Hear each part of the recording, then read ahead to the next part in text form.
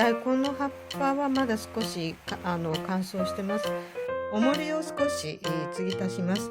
4キロと 4.5 キロと2.5 で全体で11キロになります。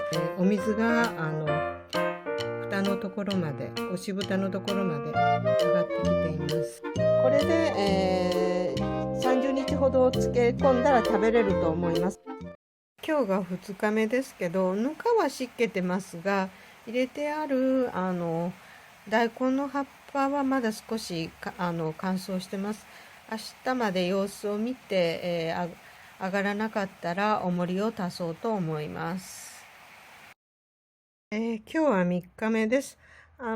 一番上のぬかも湿気て、葉も湿気てはいますけども、しっかり水が上がってる状態ではないので、器は漏れていませんし、塩の状態も間違ってはいませんので、重りを少し継ぎ足します。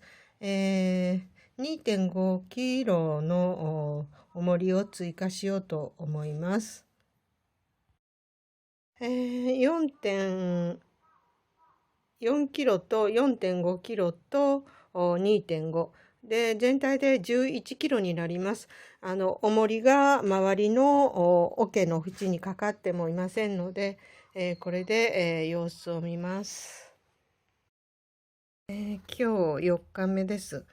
昨日重しを少し増やしまして、お水が蓋のところまで、押し蓋のところまで上がってきています。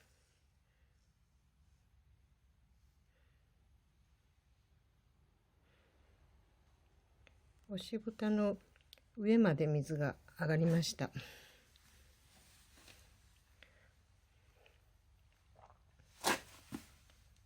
これで、1ヶ月ほど様子を見ます。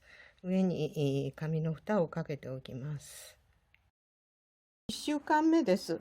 中蓋、落とし蓋の方までしっかり水が上がってます。中の状態、本当は石を取ったらいけないんですけど、この石をちょっと外して中の状態を見てみます。割としっかり使った。中2枚、落とし蓋してますけど、そこまでしっかり水が上がってきてます。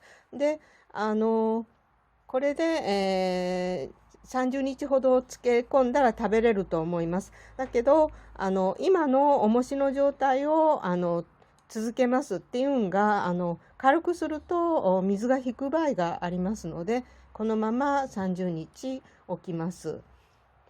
蓋が浮いてきよる。浮くやろ。だけ全部。はい、いい、はい。よし。これで1ヶ月するやった？これで1ヶ月で、食べれます。美味しいたくあんができることを願ってます。願うで。